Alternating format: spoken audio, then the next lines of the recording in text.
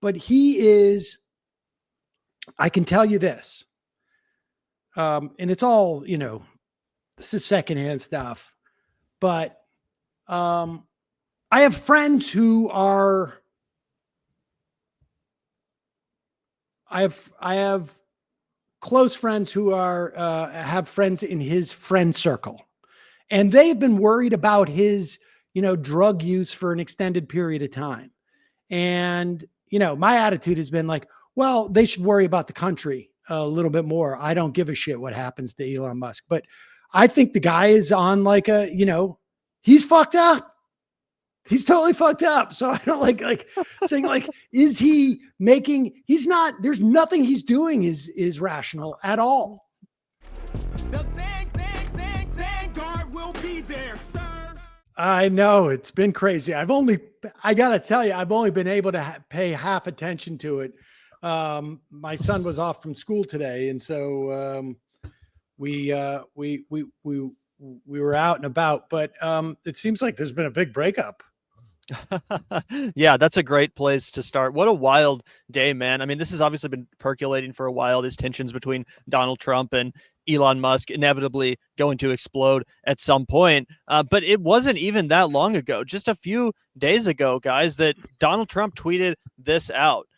Thank you, Elon. I hope you guys can see this. Yeah, thank you, Elon. A video of them together, Elon sharing all of these super friendly words, Trump in return sharing all of these friendly words about his good friend Elon Musk. Again, this was May 31st, 2025. Fast forward to today, June 5th.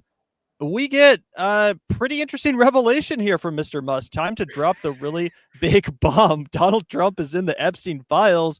That is the real reason they have not been made public. Have a nice day, Donald J. Trump. This comes amid, obviously, a flurry of insane, tweets, messages from both people, but Elon Musk specifically getting really aggressive. I guess what's just your initial reaction to this, Sam? And what do you think the ramifications are going to be for the rest of Trump's administration as a result of this insanely public and messy breakup? Well, first off, let me cop to the fact that I thought this would not happen. I was convinced that that Musk and Trump, I would never have this type of fissure, to be honest with you, because Trump knew the value of Musk's money in terms of disciplining the people in the House and the Senate. Musk wanted the proximity to power. The only thing I will say that may, sort of like have precipitated this, and I don't think you can underestimate what happened in, are you guys still there? Oh, sorry, Sam. Yeah, I sorry. just made I wasn't sure. Sorry okay. about that. I didn't know. But Wisconsin was so huge. Like if Musk's money and presence in Wisconsin wins that seat, that Supreme Court seat for the Republicans, this doesn't happen, I don't think. But I think that showed that he was weak in the sense that, like, the threat that he had levied against anybody in the House and in the Senate, if you vote against Trump's package, whatever the package ends up being, I'm going to drop $10-20 million into your primary race and you're done. You're absolutely done. And when he lost with that formula in Wisconsin, I think it changed the sort of like, it lowered the threshold for which, these guys could feel like he wasn't as much of a threat as they thought prior to that. And so I think he would have gotten more of what he wanted had Wisconsin gone the other way, and he wouldn't have had this separation from the administration in the same way. But I think in the end, the biggest thing that can come out of this is the reconciliation bill. Like, does this sink the reconciliation bill? Like, does all of a sudden the idea that I'm not going to get primaried by Elon Musk anymore if I demand more cuts, or if I say there's got to be a salt tax deduction, or whatever it is, all it takes is emboldening like 3 or 4 of these people in the House, because this package is going to come back from the Senate. And all it takes is to embolden 3 or 4 senators, and this whole thing falls apart. That's like the biggest thing that I think come out of this, because, what else is Donald Trump doing? Russell Vogt is, all the Doge people are still embedded in these agencies. Russell Vogt, the OMB guy who was the Project 2025, architect, they're still there. They're still going to do all this other shit. Stephen Miller is still there. He's still going to demand 3,000 detentions a day of immigrants. The only difference is that, like, electorally, and the only legislative thing that they were going to do is going to be this reconciliation package. There's nothing else going to pass. And they don't give a shit about anything else. This is it, the big, beautiful bill. And this is the one place where this could actually have some implications. Do you think that's going to rally the Democratic Party to kind of do something and finally have something that they're going to put pressure on? Because I can already tell, I can't even get the question out with a straight face because we both know the answer. But Chuck Schumer was quote tweeting this with just like the popcorn emoji. And I feel like that's so on the nose because that is what the Democrats intend to do. So I'm just wondering, if that is your analysis, and I would tend to agree with you, maybe there are 3 or 4 people in Congress that could be moved. Who's going to be the one moving them? I mean, the Democrats are doing, I would say, I would give them like a 4 or 5 out of 10 when it comes to pushing to the public what's problematic with this bill. They have no answer for it. Like, what is the answer?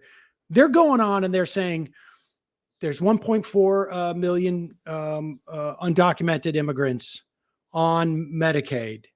There's 4 million able-bodied men who are not working, and all they need to do is work. They just need to work 20 hours a week, and then they can get their Medicaid. What has been the Democratic response to it?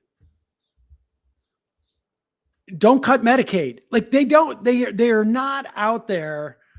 First of all, their immigration policies have been so completely at cross purposes, right? Like, one half of the party and the party leadership is like, don't go down to El Salvador. Don't make an issue of this. Then there are people who have been, which I think is effective, but there needs to be an immigration policy that the Democrats have that is different from the Republicans. And unless you have that one, you cannot articulate. There isn't 1.4 million undocumented who are on Medicaid. That's statutorily illegal. There's 14 states out there that have programs that provide for undocumented immigrants, and they do it because it cuts the cost of Medicaid, of healthcare for everybody. Because these people, we're not going to let them die on the street, so we're paying for them when they go to the emergency room. Those programs are good. We should have those programs everywhere. In fact, we should have all people in the country under a Medicaid program. Like, they have no broader macro narrative in which to respond to these things. And so they can't they cannot really activate constituents to go and say to their congresspeople and senators, like, why are you passing this bill, this transfer? And they're, you've got this battle about, like, we shouldn't be talking about oligarchs or billionaires, or, don't demonize them. Well, this is an upward redistribution. Exactly. This is an upward redistribution of wealth. That's what this bill is. It is the government redistributing money to rich people. That's the bill. And unless you can articulate why that's wrong in a bigger macro narrative, there's no enemies. There's no class war. There's no class competition. It's just like, coincidentally, wealthy people are going to do really well on this bill. That's what you're saying. When you say there's no enemy, that's what you're saying. It's a coincidence. And I'm sorry, like that's not a story you can tell people. You need to have a bigger narrative so that the attacks on this bill fit into that bigger narrative. You know, it's like the narrative for Biden, just, you know, as an example, is he's old and he's ineffectual. So you could take a lot of different things and plug it into that narrative, a lot of different stories. He trips. That reminds people that he's old. Or he forgets something. That reminds the people that he's old. Or he, maybe he didn't know who was in charge of this policy. It fits into the bigger narrative. I'm just using that as an example. There needs to be bigger Democratic narratives that when a bill like this shows up, there's 5 things that you can point out that just fit into the broader narrative they've been saying. And we don't have that because the leadership of the Democratic Party is beyond sclerotic right now. And the thing is that they totally could have it. Bernie Sanders has been giving them that message. He's a billionaire. These are oligarchs. This is the 1%. They've been filling arenas, but they, you know, don't go with that. Well, they don't because, you know, this is a fight within the Democratic Party. Like this is an internecine fight. You see it in the context of like the abundance movement. You see it in the context of like, you know, there are people who try and I think sort of walk down that line. Like Kana is one of those people, I think. He was pissing me off today, though, because he bought a shit ton of Palantir stock, even though they're fucking deeply embedded with ICE. And he was tweeting a bunch of things about how we should try and invite Elon Musk back into the party. So I was kind of being tongue in cheek. Of course. No, but I mean, I'm not surprised that he did that with Elon Musk. I'm quite convinced that he, you know, that vote that he supposedly didn't know was happening. I'm quite convinced he missed that. I mean, you know, like, look, there's a lot of things he does that I appreciate. There's a lot of things he stands up for that I appreciate. But fundamentally, the Democratic Party has to make a decision that if we're going to be associated with billionaires, they have to be the kind that say, tax me until I'm not a billionaire. That's basically it. Yeah.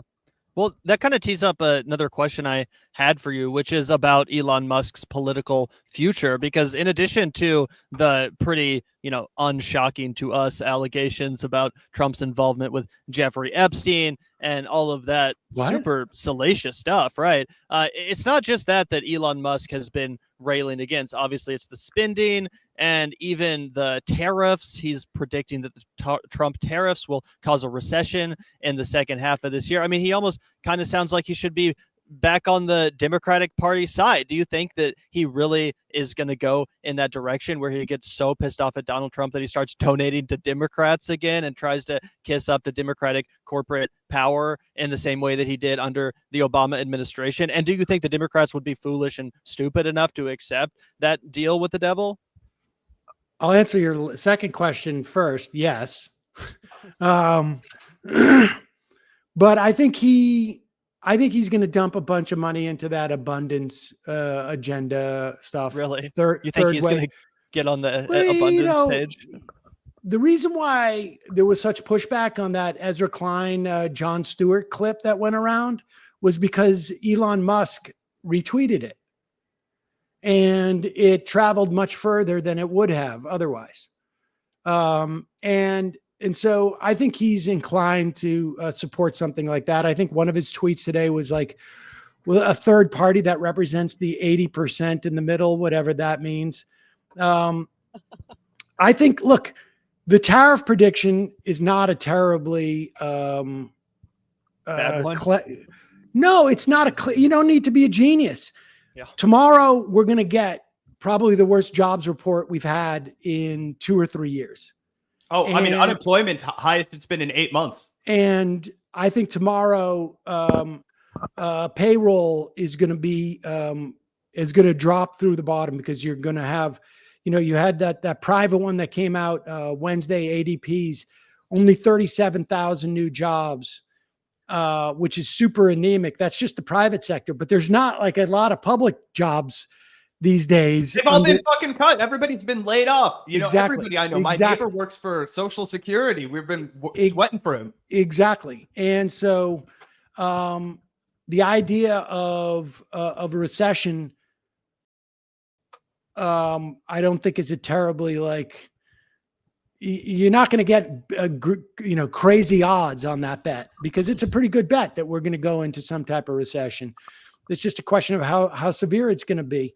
And he's pissed because they're going to roll back a lot of the IRA stuff that Biden passed, which a lot of it supported EVs. And he's right to be pissed about that. And he's a moron. He's obviously not very good at politics, because if you paid for, I'll tell you right now, if you guys paid for 1/4, just you two paid for 1/4 of what got me elected, and then had essentially an endless supply of money, I would end up giving you what you want. You wouldn't have to be too smooth to get your EV credits. He's just, he's completely whacked out on ketamine. Yeah. He's probably, I don't want to get,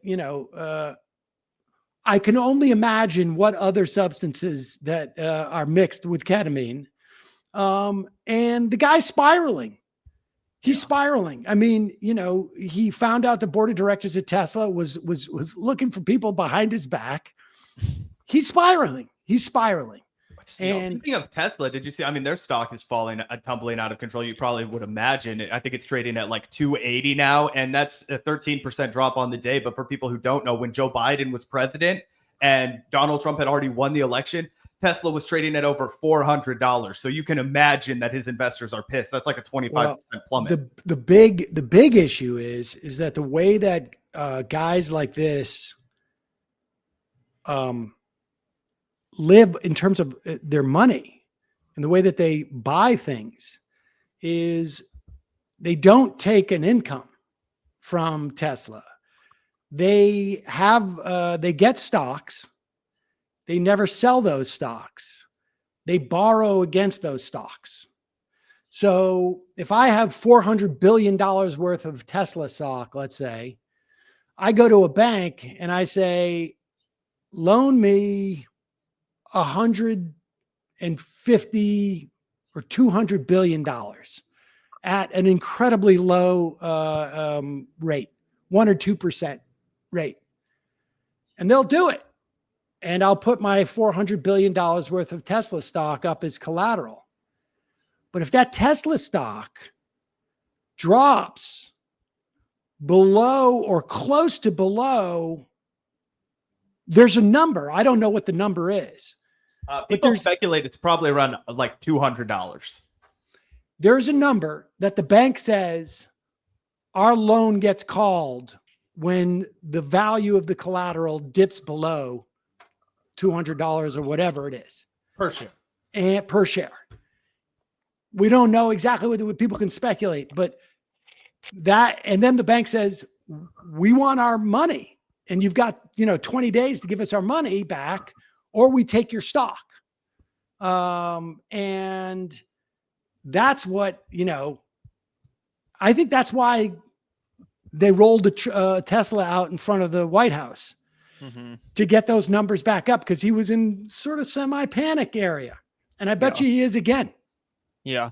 Well, speaking of Elon Musk's his drug fueled crash out, it doesn't really seem like, he's thinking long term as he goes after Trump in such a scorched earth way, because Trump is still the president and Elon Musk's businesses still very much so rely on subsidies from the United States government and on the lack of a regulatory oversight in relation to several of his projects. Recently, there's been a lot of attention on the poisoning of Memphis, Tennessee, with his AI supercomputer facility there producing more emissions than a small town. Absolutely crazy stuff. He's also completely taken over Boca Chica Village in Texas and renamed it Starbase, Texas, basically forcing out the residents of that community, increasingly encroaching on their land in order to launch rockets into the space that blow up and create massive environmental catastrophe for the people living there and for the ecosystems and fragile wildlife, whatever the fuck, right? So, he kind of has a lot. He kind of like needs the government to be looking out for him. And you'd think that even if he did hate this bill, and even if he did hate the spending and whatever is going on between him and Trump personally, you'd think that he would be smart enough to realize, like, I kind of need to preserve this relationship. Do you think this is going to backfire on Elon in a big way, and Trump will strike back with a vengeance, perhaps going after those heavily subsidized companies like SpaceX, perhaps finally cracking down on his emissions in a place like Memphis, Tennessee? I mean, maybe. I mean, I saw some exchange about Trump cuts off, the SpaceX stuff. Then like there's space stations that are orbiting that then just like crash to the ground or something. I mean, I think it's hard for normal people to sort of like conceive of this, that these two arguably, I don't know, two of the top 5, 10 most powerful people in the world are completely batshit crazy. Like, I think it's just hard for us to wrap our heads around this, that like Donald Trump, who's a fucking moron, and Elon Musk, who's not necessarily like, I think he's smart, but not like genius level smart. I think he's like a good marketer and has like a 20 sense years of, ago, he was smart. they both have a very good sense of like marketing and how media works and what creates a story. But I can tell you this, and it's all, this is secondhand stuff, but I have friends who are, I have close friends who are, have friends in his friend circle, and they've been worried about his, drug use for an extended period of time. And, my attitude has been like, well, they should worry about the country a little bit more. I don't give a shit what happens to Elon Musk, but I think the guy is on like a, he's fucked up. He's totally fucked up. So I don't like saying like, is he making, he's not, there's nothing he's doing is rational at all. He's acting out. He's completely fucking acting out. And for us who sit here and have the ability, like, I can control my computer. I have like, 25% control over my 12-year-old kid, like these guys have, one of them has unlimited amounts of money. Like, we can't even conceive of the amount of power they have. Yeah. And if they were living across the hall from us, we would just be like, don't leave your puppy with them. Like, you'd be nervous. They're like, these people are not capable. Like, it's Well, just, I mean, it kind of is the exact manifestation of everything that anti-capitalists and socialists warn about when it comes to someone like a Barack Obama elevating an Elon Musk, giving them so much power because they happen to be saying the right thing at the right time. And then it's like, yeah, 8 years later, you're dealing with a strung out, cracked out, fucking crazy person. And they're among the most powerful people in the world now, in part because of that elevation. the whole point is that no one should ever be in a position of obtaining this amount of power. I don't care if it's, one of us or, Mother Teresa or, Gandhi. Like, no one should have this much power. That's the point. Like, Bill Gates was able to completely change the trajectory of American education for multiple decades. And, by pumping money into it with the whole corporate reform thing. And then in 2017, 2018, I think it was, the Rand Corporation, Gates Foundation hired the Rand Corporation to make an assessment. And their assessment was, it was a mistake. It was a mistake. You should listen to educators. And they basically said the whole thing was a fucking mistake. Meanwhile, we have 2 decades of teachers who are subjected to, value added calculations and high stakes testing. And it fucking totally And it killed the profession. It killed the profession. And it was because one dude had the ability, in the same way that I'm like, you know what? Maybe I'll get a new iPhone. He had the ability to completely change the trajectory of American education. It had the same thing to do with the vaccines. Like, it may actually, an iPhone may be too expensive relative to my net worth to even make it. It may be more like, I'm going to buy a $60 bottle of wine because we're celebrating tonight. Like it's that type of decision. Or, I'm going to look in the couch and see what money I find there. And then I'm going to put it and change the trajectory of education. That is why you don't have billionaires, is because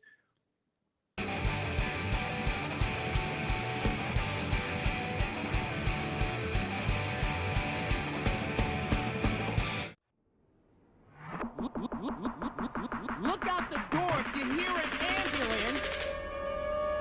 The Vanguard will be there, sir. The Vanguard will be there, sir. The Vanguard will be there, sir. The Vanguard will be there. Be there.